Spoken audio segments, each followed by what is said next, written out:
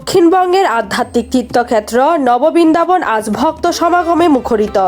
শ্রী শ্রী অচ্যুতানন্দ ব্রহ্মচারী বাবাজির ২৭তম তিরোধান উৎসব উপলক্ষে তার ধ্যান মন্দির ও সমাধি মন্দিরে চলছে ভক্তদের ঢল।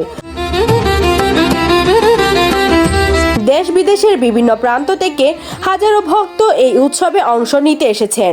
ধূপ ধুনো আরতি আর ভজন কীর্তনে মুখর হয়ে উঠেছে নববৃন্দাবনের চারপাশ। ধ্যান মন্দিরে চলছে বিশেষ প্রার্থনা, আর সমাধি মন্দিরে প্রণাম জানাতে ভক্তদের দীর্ঘ সারি চোখে পড়েছে। ভক্তরা জানান, বাবাজির আদর্শ ও আধ্যাত্মিক শিক্ষায় তাদের এখানে টেনে এনেছে।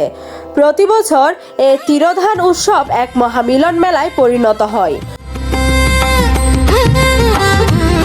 উৎসবের অন্যতম আকর্ষণ ছিল বিনামূল্যে ওষুধ ক্যাম্প।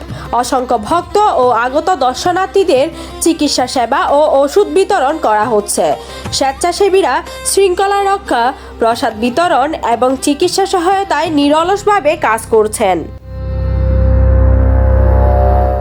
আয়োজক কমিটি হিন্দুস নিউজকে জানান, ৫ দিনব্যাপী এই তিরোধান উৎসবে ধর্মীয় আলোচনা, মহাযজ্ঞ ও নাম সংকীর্তনের আয়োজন রয়েছে।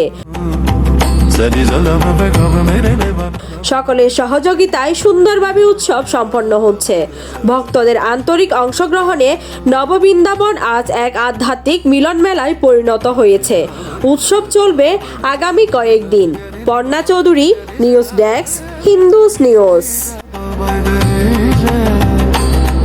Sorry,